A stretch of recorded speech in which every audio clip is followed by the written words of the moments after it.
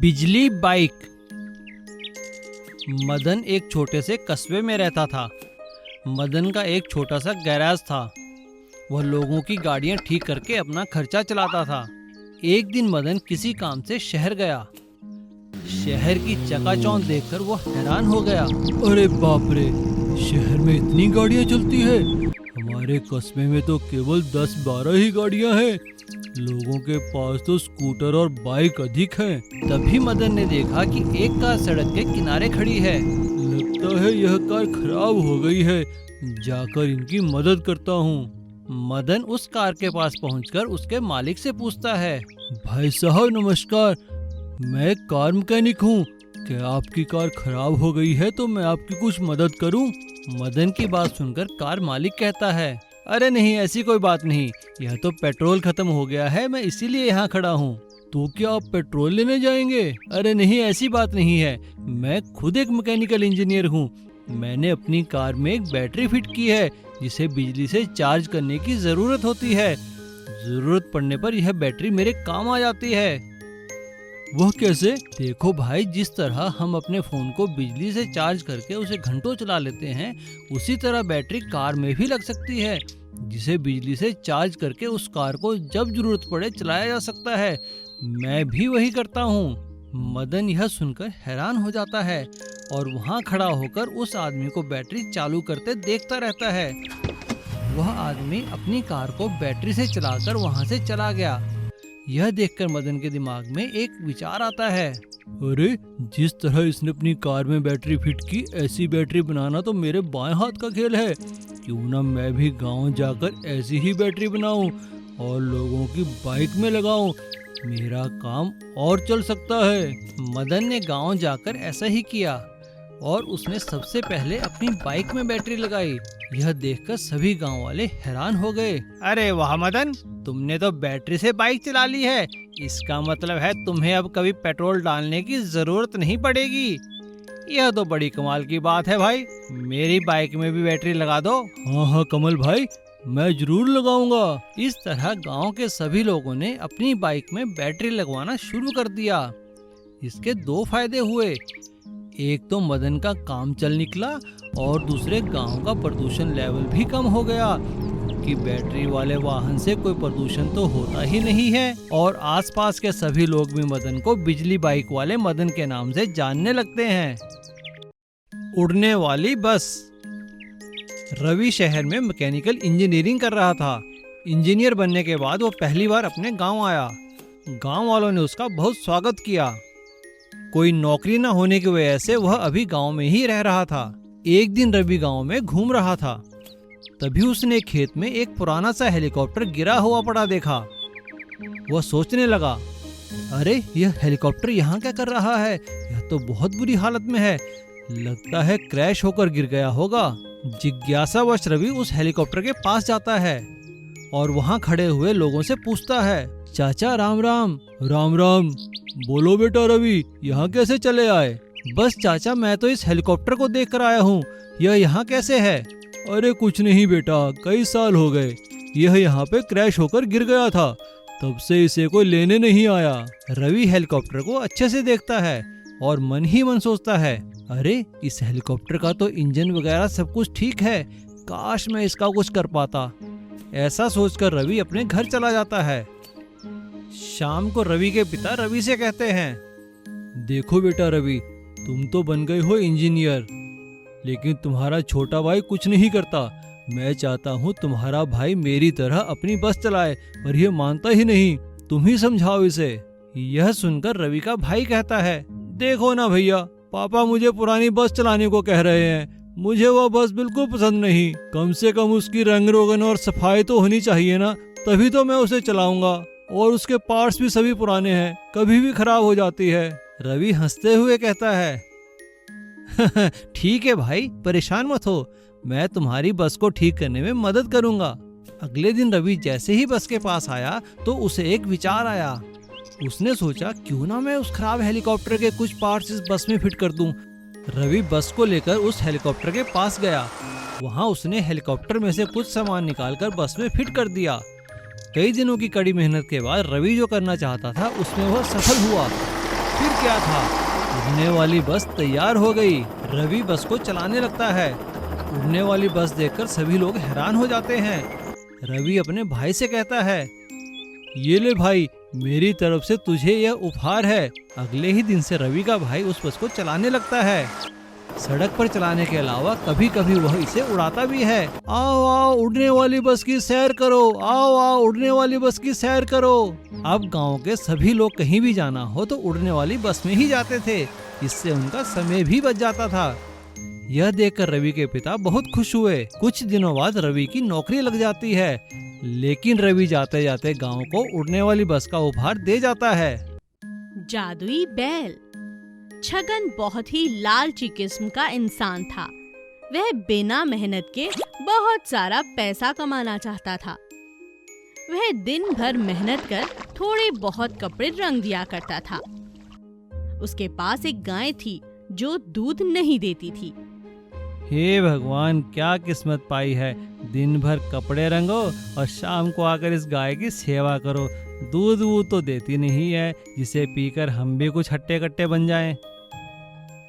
उसकी बातें सुनकर उसकी माँ ने कहा, अरे बेवकूफ, गाय ऐसे दूध थोड़ा ना देगी। जब तक उसके बच्चा नहीं होगा तब तक यह दूध नहीं देगी। जा, इसे जानवरों के डॉक्टर को दिखा कर ला, वही कुछ इलाज करेंगे इसका। छगन अपनी गाय को लेकर जानवरों के अस्पताल में जाता है और उसका इलाज करवाता है। कुछ ही महीनों में छगन की गाय के एक बछड़ा पैदा होता है। एक दिन जब वह कपड़ों को नीले रंग में रंग रहा था, तभी बछड़ा उछलता कूदता रंग वाले बर्तन में आ गिरा। छगन को गुस्सा आ गया और वो उसे छड़ी से मारने लगा। अब क्या हो गया? क्यों इस मासूम को मार रहा है रे? मासूम? अरे माँ, तुझे नहीं पता, इस मासूम ने मेरा सारा रंग गिरा दिया, सारे कपड़े बर्बाद कर दिए। छगन उसे पकड़कर रस्सी से बांधने लगा। तभी बछड़े को नीले रंग में रंगा देख छगन के दिमाग में एक उपाय आया और अगले दिन उसने उस बछड़े के सर पर एक नकली सींग लगा दिया और उसे पूरा नीले रंग से रंग डाला और उसे लेकर शहर की ओर चल दिया। अरे, इस रंगे बछड़े को लेकर कहाँ जा रहा है? माँ, अब तो यह जादुई बछड़ा ही बनेगा मेरी कमाई का साधन। तू देखती जा। आइए आइए, जादुई नंदी महाराज के दर्शन कीजिए, अपने बिगड़े काम बनाइए, नंदी महाराज का आशीर्वाद लीजिए। अरे भैया, जरा ठहरो, हमें भी नंदी महाराज के दर्शन करने दो। शाम होते होते छगन के पास ढेर सारे पैसे इकट्ठे हो गए और वह अपने बछड़े को लेकर गांव वापस लौट आया। देखा माँ, आज मैंने इस बैल की वजह से कितने पैसे कमाए हैं। अरे बेवकूफ, झूठ के पैसे कब तक कमाएगा?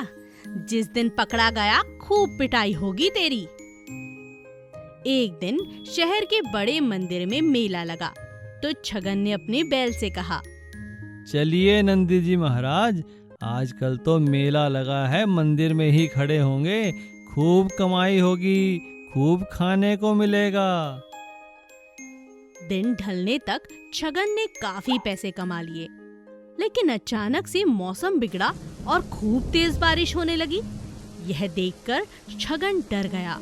उसने अपने बैल को लेकर वहां से निकलना चाहा, लेकिन भीड़ होने की वजह से वहां से नहीं निकल पाया।